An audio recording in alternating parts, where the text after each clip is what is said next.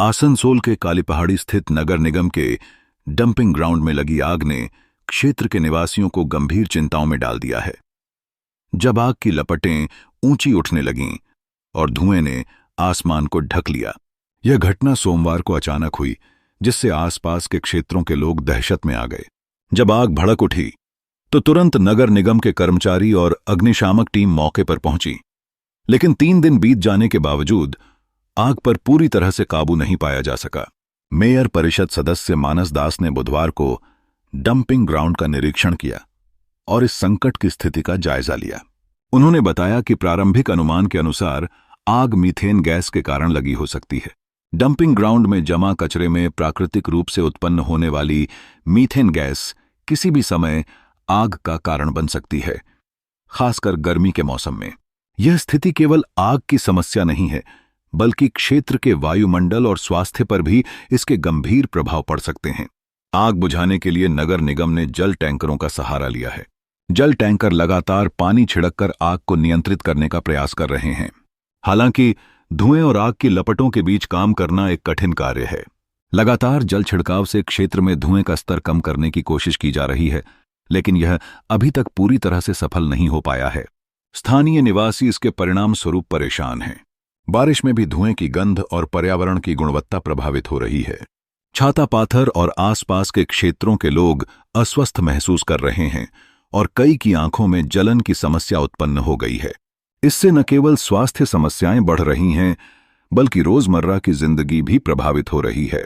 इस आपातकालीन स्थिति में नगर निगम की ओर से सक्रियता और सुधार की आवश्यकता है। आग को जल्दी बुझाने के लिए उपाय शुरू करने के साथ साथ दीर्घकालिक समाधान पर भी ध्यान देने की जरूरत है।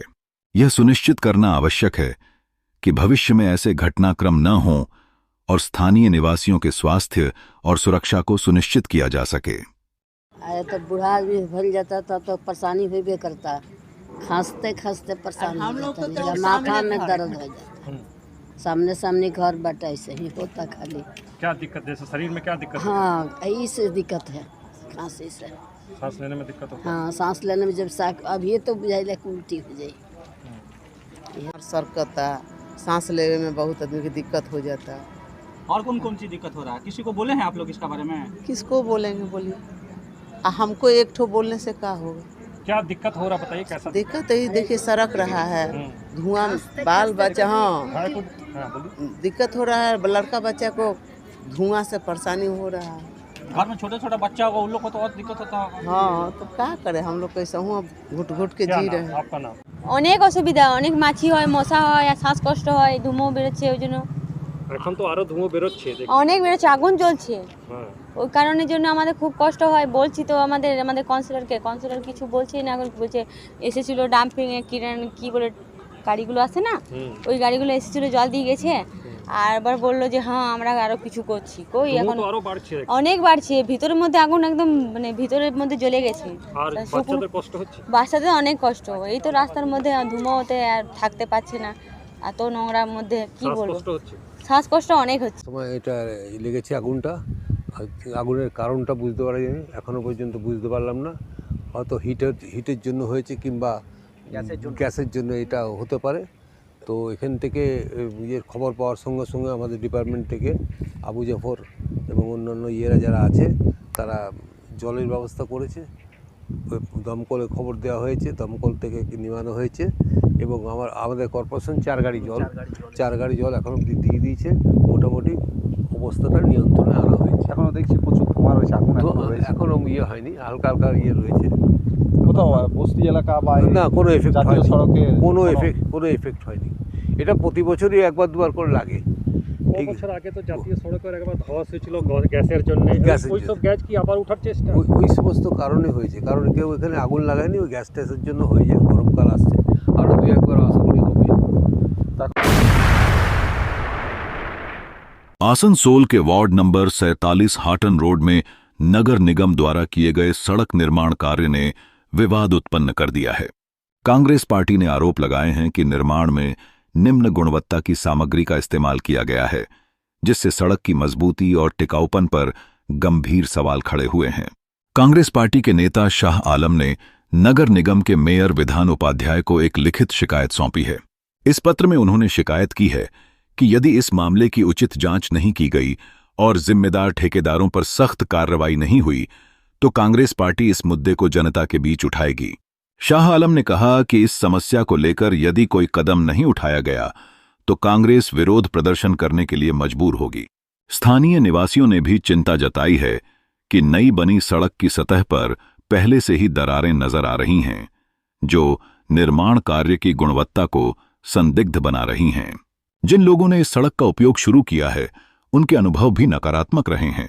ये दरारें न केवल चिंता का विषय हैं बल्कि सुरक्षा के लिए भी खतरा बढ़ा सकती हैं। और यह सब तब हो रहा है जब नगर निगम को नागरिकों की सुरक्षा और भलाई की जिम्मेदारी लेनी चाहिए। अब सवाल यह उठता है कि नगर निगम किस प्रकार की कार्रवाई करेगा।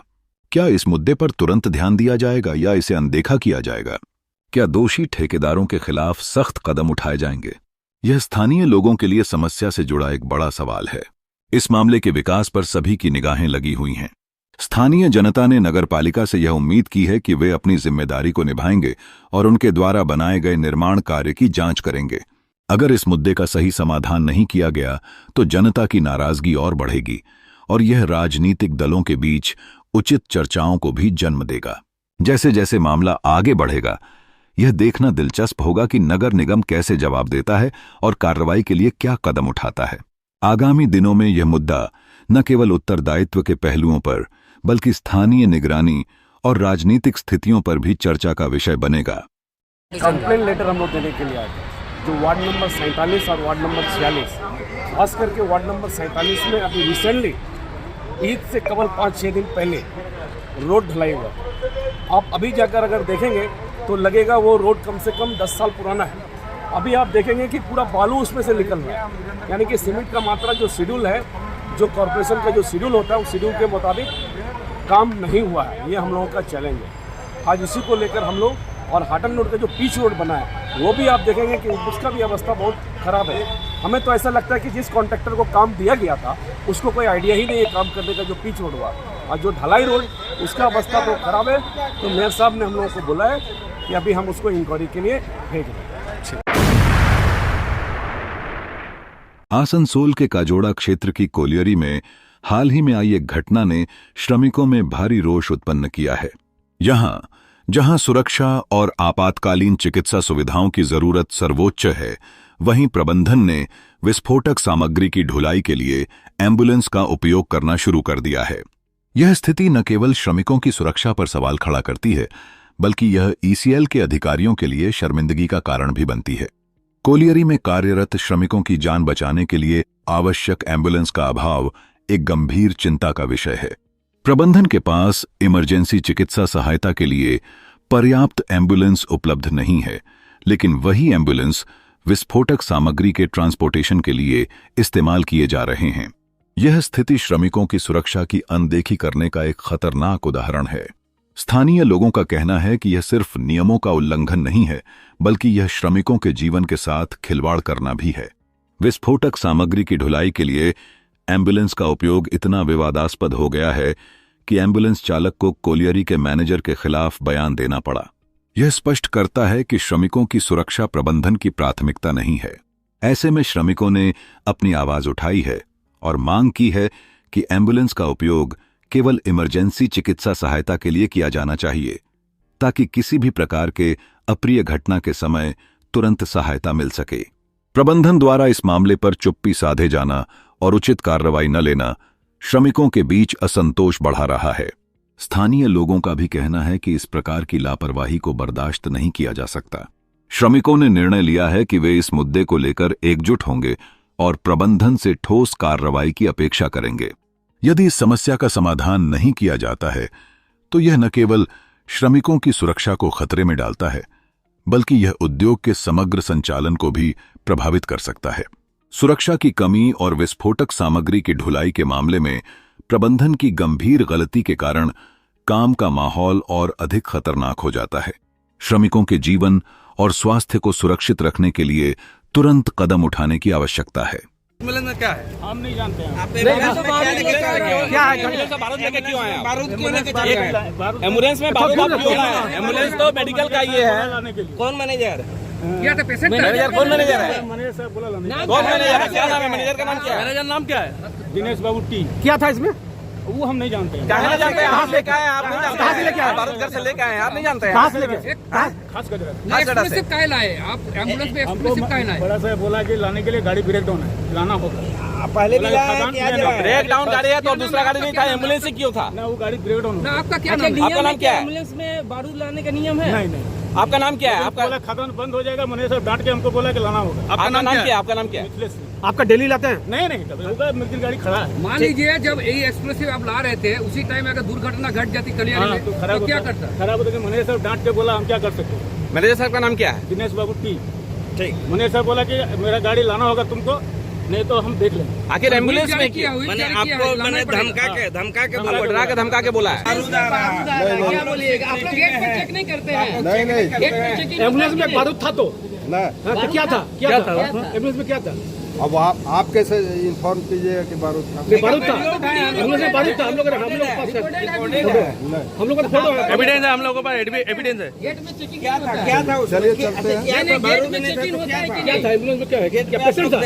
पेशेंट था वो तो देखने से पता चलेगा। हम लोग देखेंगे बारूद था, हम लोग देखेंगे बारूद था। आप क्या बोल रहे हैं? हम लोग देखेंगे बारूद था, क्या बोल रहे हैं? एम्बुलेंस किस लिए आया था अंदर में पेशेंट ले जाने के लिए एम्बुलेंस का प्लेस ही है। आप लोग यहाँ पर आप लोग चेकिंग भी नहीं करते हैं चलिए आइए। आप कौन है? आप कौन है हम कुछ भी नहीं। नहीं तो आप क्या? नहीं तो इसी क्षेत्र में आप है हम लोग हटा कैसे रहे आप क्यों हटा रहे?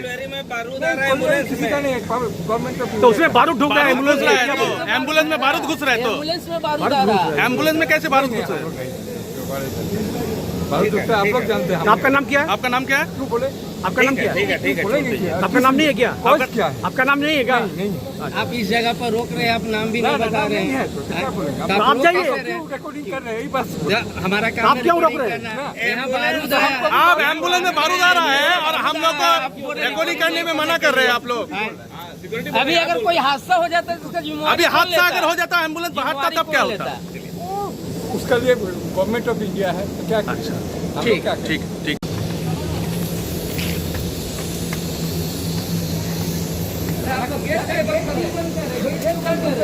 गेट का बंद किए कौन बोला बंद करने के लिए गेट बंद करने के लिए कौन बोला गेट बंद करने के लिए किसने बोला आप लोग एम्बुलेंस में बारूद सप्लाई कर उसके बाद गेट क्यों बंद कर रहे हैं आप लोग तो सिक्योरिटी कौन बोला? आपको गेट बंद करने के लिए हाँ? कौन बोला? हाँ? कौन बोला? पे गेट बंद किए हैं इसके कहने पर आप गेट बंद किए जल्दी बोलिए मैनेजर साहब हैं आप लोग का सुरक्षा मैनेजर साहब हैं मैनेजर साहब हैं नहीं मैंने